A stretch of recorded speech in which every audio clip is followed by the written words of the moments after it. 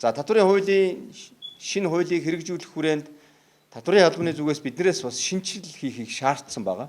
Тэгээ татварын албаны хувьд бол бид нар дотоод үйл ажиллагаанд бүрэн шинжилэл хийлээ. Гадаад үйл ажиллагаанд бас бүрэн шинжилэл хийлээ гэдгийг бас та бүхэнд товч бас мэдээлэл өгье гэж бодож байна. Дотоод талын шинжилэл нь бол бид нар энэ татвар төлөгчдийг ялгаатай энэ сегментэд хуваасан энэ сегмент бүр тохирсон ийм бүтцийн хүрээнд энэ хуулийг хэрэгжүүлэх хүрээнд дотоод талдаа бид нар шинжилэл хийсэн.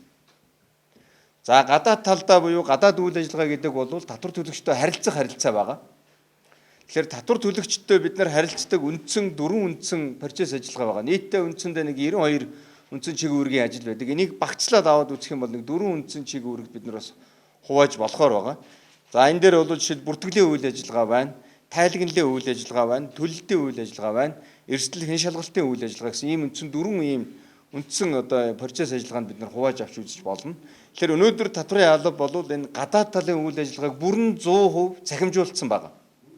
Татвар төлөгч энэ нь юу гэсэн үг вэхээр зэрэг татвар төлөгч татварын албан дээр биеэр ирэхгүйгээр цахимаар бүх үйлчилгээ, мэдээлэл авах бүрэн боломжийг бид нар нээсэн гэсэн үг.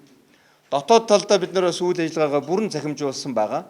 Энийний цаана хэн хэдэг байцаагч ямар татвар төлөгчтэй харилцаад ямар зөвлөгөө өгөөд ямар арга зүйгээр хангаж ажилласан бэ гэдэг нь бол манай татварын албаны бас бүртгэл дээр бүрэн бүх цахимжсан гадагшаага болон дотоод үйл ажиллагаа 100% цахимжсан гэдгийг бол та бүхэнд бас хэлхийг хүсэж байна. Энэ бол манай татварын 2019 оны шинэ хуулийн хэрэгжилтийн эргээд 4 жил хэрэгжүүлээд эргээ харахад бол үйл ажиллагаагаа бүрэн цахимжуулж чадсан хялбар системийг бий болгож чадсан. Энэ нь бол бас манай хуулийн гол хэрэгжилтийн гарч байгаа гол ололтоо гэж ингэж хэлж болохоор байгаа гэдгийг та бүхэнд танилцуулъя.